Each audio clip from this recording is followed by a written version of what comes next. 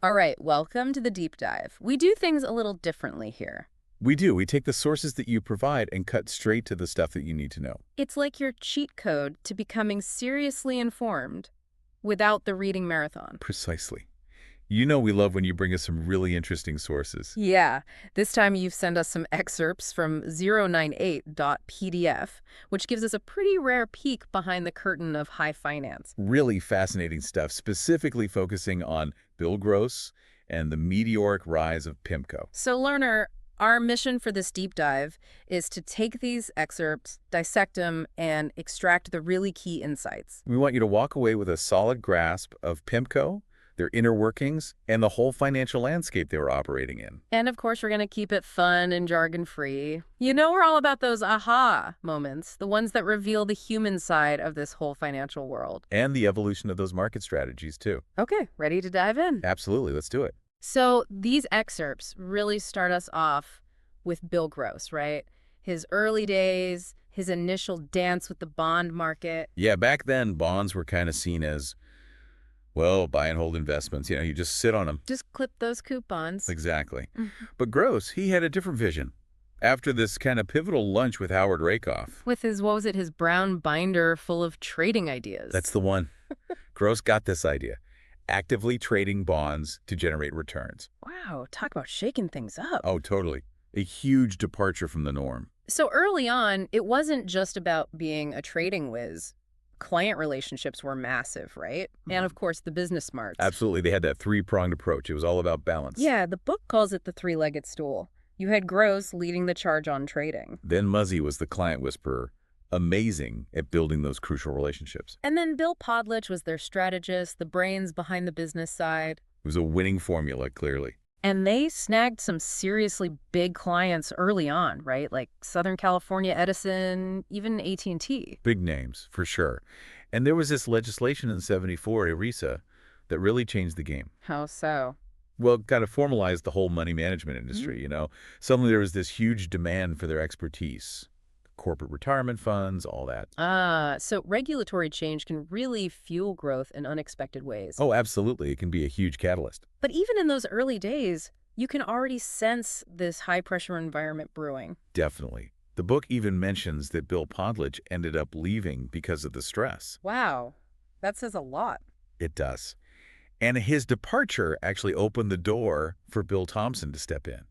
He came from Salomon Brothers in '93. Salomon Brothers, they had that super aggressive, almost cutthroat culture, right? That's right. Right. So you can kind of see how PIMCO's internal dynamics might have shifted even more towards that intense side. Speaking of culture, the book doesn't hold back on what it was like at PIMCO under Gross. No, it's pretty vivid. There's this description of a mock asshole exercise led by Bill Thompson.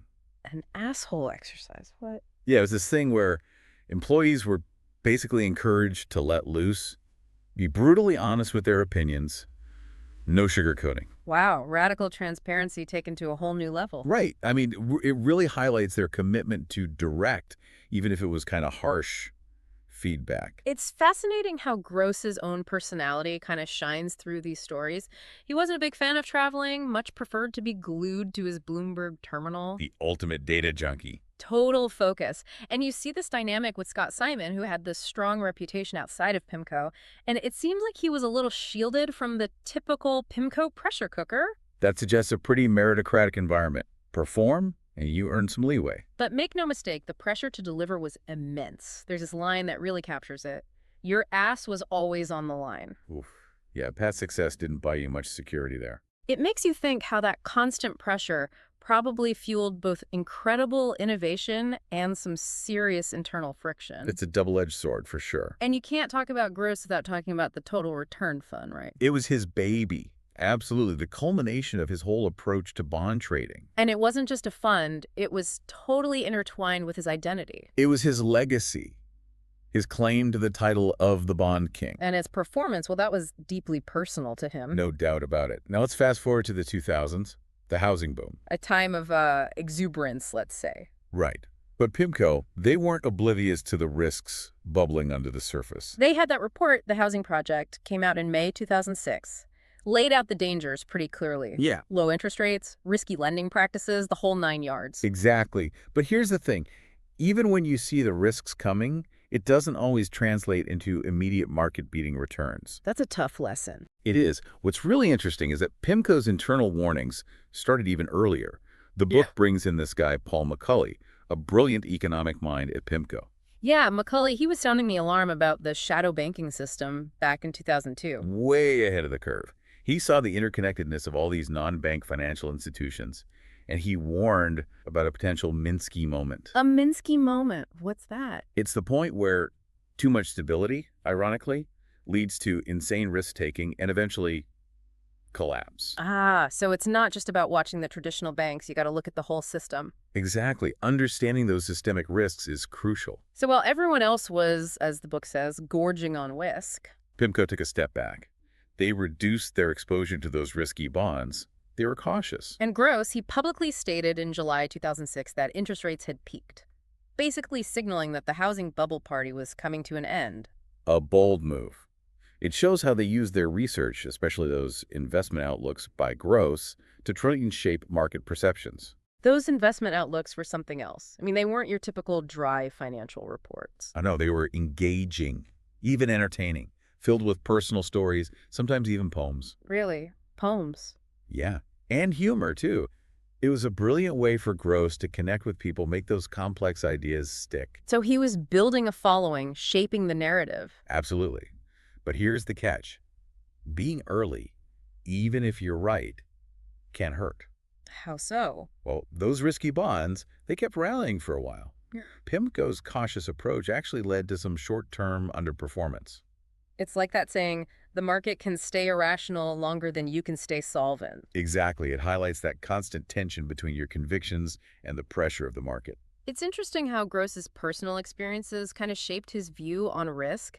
The book talks about his summer counting cards in Vegas. Blackjack, huh? Yeah, he developed a system, learned from others' mistakes, really understood the discipline needed to stick to a strategy. That's a valuable lesson no matter what you're doing. It is.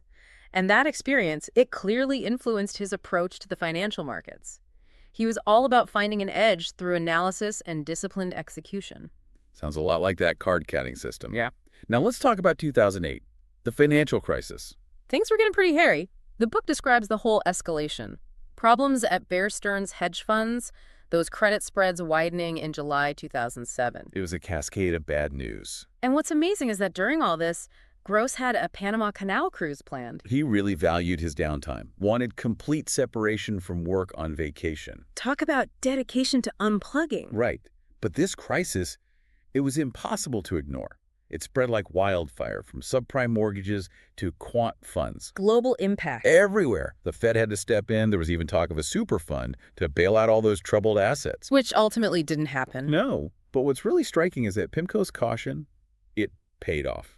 Big time. While others were taking massive hits, their total return fund was up over 9% by the end of the year. Morningstar said they smoked their peer group. That's got to feel good. It was a huge vindication of their strategy.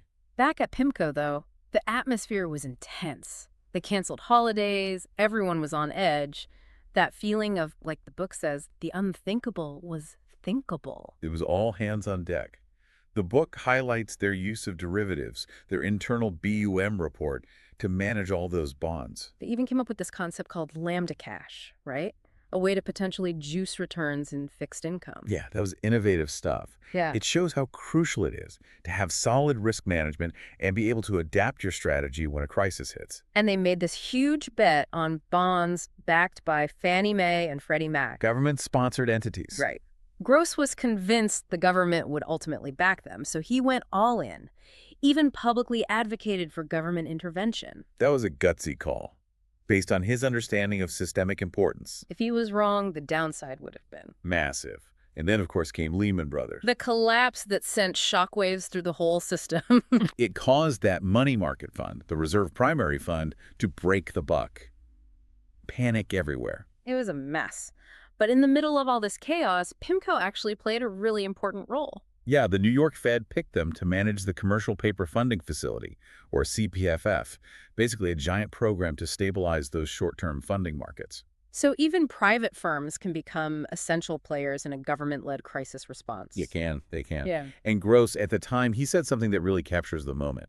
The opportunities are just enormous. This is the Super Bowl for money managers. He saw the crisis as this chance to prove what PIMCO could do. Capitalize on the chaos. And after the worst of the crisis passed, we see the emergence of the new normal idea. Gross introduced this in his keynote at the 2009 Morningstar Investment Conference. His big argument was that the days of huge equity returns were over. Stocks would become more about income. Yeah, more of a subordinated income vehicle was how he put it. A new landscape. And this was also a time of change within PIMCO.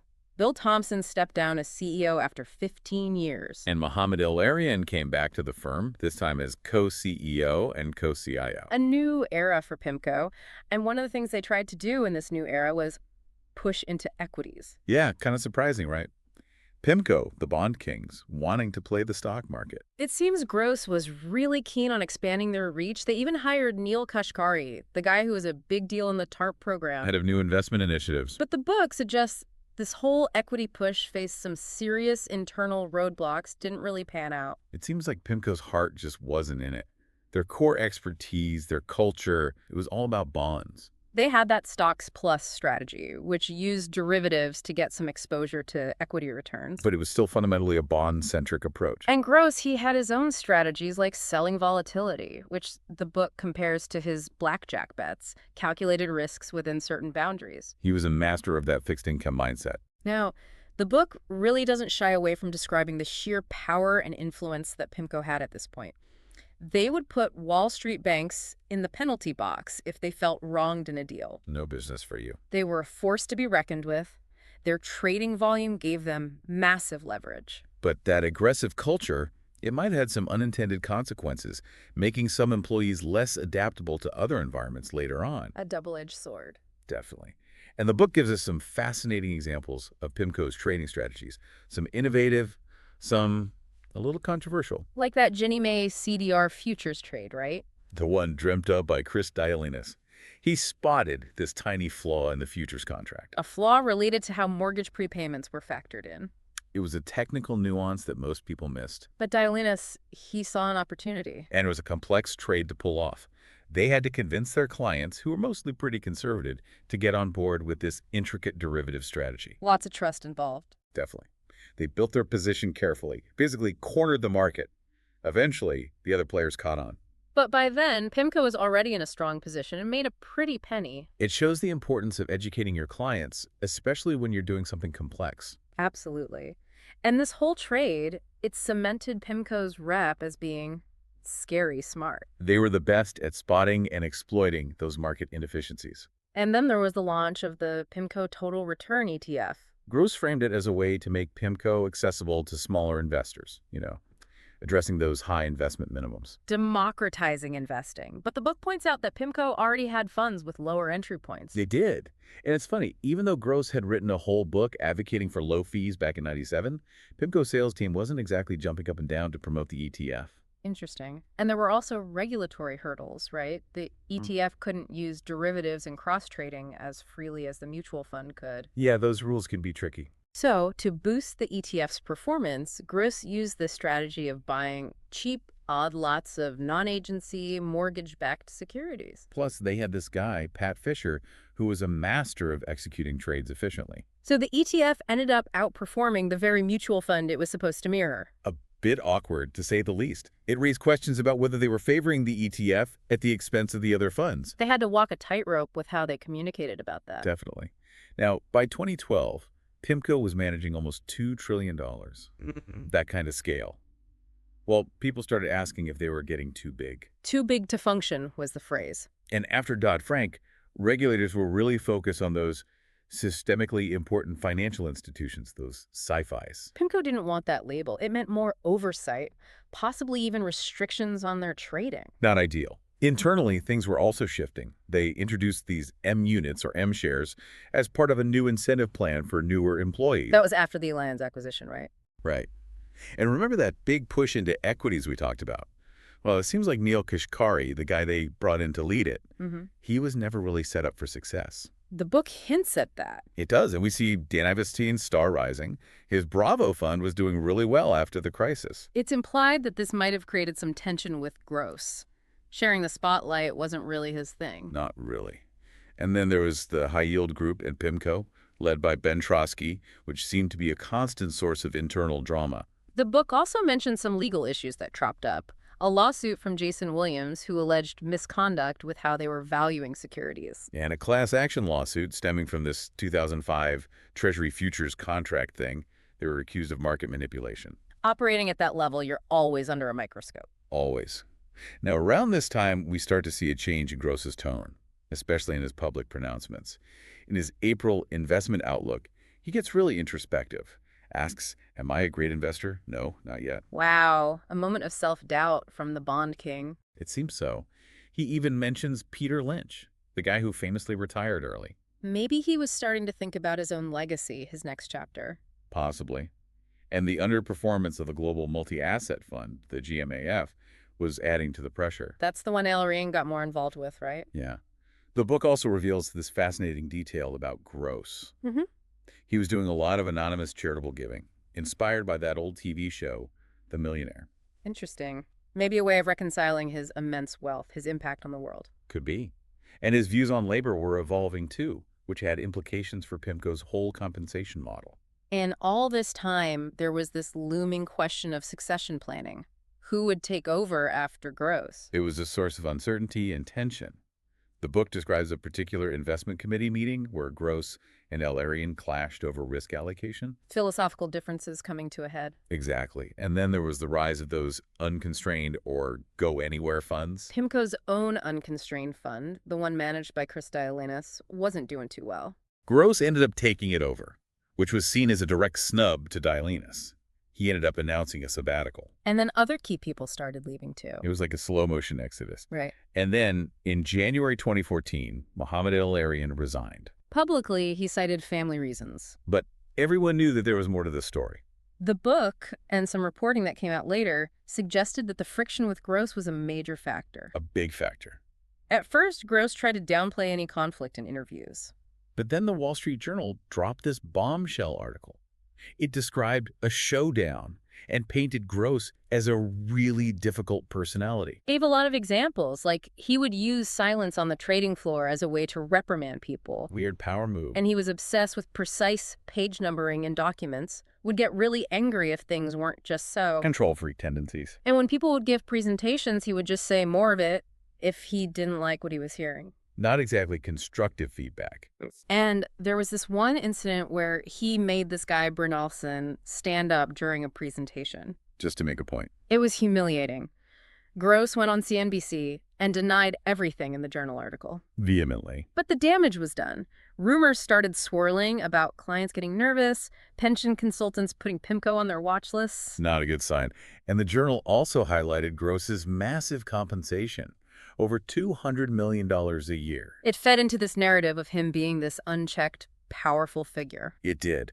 And Gross seemed fixated on El-Erian's departure. He even accused Jennifer Abolin at Reuters of bias in her reporting. They couldn't let it go. No. And internally at PIMCO, people were not happy with how he was handling things in the media.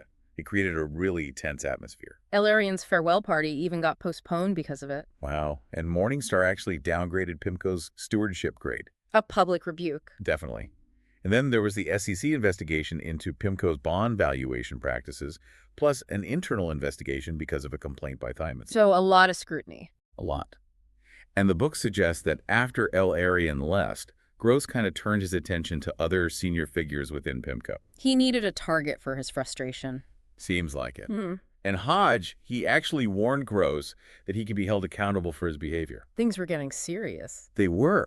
So in March 2014, Gross went on this kind of media tour, trying to control the narrative. There was that big Bloomberg Business Week cover story where he talked about his morning routine in detail. It was pretty eccentric. He tried to present this image of a happy family of deputies, downplayed any conflict, even dismissed the reports about his temper as sort of silly. Damage control. But clients were still pulling money out of PIMCO's funds, and El-Erian, when he talked about his departure, he was always very diplomatic. A stark contrast. And PIMCO was trying to push this new neutral thesis on interest rate. Their new investment strategy. There were rumors about them making this huge S&P Strangler options trade. Risky. And they moved into this massive new building in Newport Beach. But even with Paul McCulley still publicly supporting Gross and PIMCO, Internally, people were getting worried. Gross's investment outlooks were getting really weird Like talking about dead cats and sneezing. and saying he didn't have a cell phone. It was bizarre. It was. And there were these awkward attempts to publicly support Gross from within PIMCO. Like Hodge writing this super gushy viewpoint. It all felt very forced. And then there was this explosive meeting where Gross just blew up at Hodge and others. A breaking point. It seems like it. Maybe that's when Gross realized that his power wasn't absolute. There was a meeting after that, though, which was apparently more productive. Some accounts suggest that Gross even proposed stepping back from his role as CIO. So maybe he was starting to see the writing on the wall. Maybe. It's interesting how, despite being this dominant public figure, Gross actually struggled with social interactions on a personal level. The book talks about how he was really anxious about going to his high school reunion. Kind of ironic. And then came the phone call that no one saw coming. Gross called Jeffrey Gundlach, The guy from Double Line Capital. his arch rival. Wow. Gundlach himself had a pretty messy exit from TCW years earlier. He did. So Gross basically pours his heart out to Gundlach, talks about all his grievances, even hints that he'd be willing to work for practically nothing. Desperate time. He even mentions the SEC investigation. But Gundlach, he lays down the law. No shared leadership. No way. And there were regulatory concerns too, right? About what would happen if Gross, the bond king, suddenly jumped ship. Systemic risk. Exactly. So Alliance, PIMCO's parent company, they were scrambling to keep the other key people at PIMCO. Stop the bleeding. Right. And here's the kicker. After Gross left, the Total Return Fund actually started performing better. Ouch. Gross called his move to Janus a divorce. He was determined to prove he could still be relevant. That first investment outlook he put out at Janus was, well, classic Gross. Full of those strange personal touches. And after Gross left, Maisonneuve also left PIMCO, which further impacted their diversity. Then, in August 2015, the SEC officially issued a Wells notice to PIMCO. The hammer was coming down. It was. And Gross always believed that his populist views and other people wanting a piece of PIMCO's profits led to his downfall. He even wrote this whole 31-page mini-memoir about it. Couldn't let it go. And then, in November 2016, Sue Gross filed for divorce. Which turned into a really messy public battle. It did. The book ends by reflecting on Gross's life now. He remarried to Amy Schwartz and seems to be finding happiness in giving back. He always had that ability to reinvent himself. He did. There's even this little anecdote about someone thanking him for his past investment management, a brief moment of recognition. A reminder of his impact. So, learner, after this deep dive into Bill Gross and PIMCO, what have we learned? We've seen the birth of active bond trading, the rise of this intensely demanding culture under Gross, their navigation of those massive financial crises. We've seen the internal power struggles, the conflicts, and ultimately the dramatic exit of the founder. And I think the biggest takeaway is that even in the world of finance, with all the numbers and data, It's the human element that really drives things. it's a story about brilliance, eccentricity, that constant push and pull between innovation and risk. All under immense pressure with huge stakes. So we leave you with this question.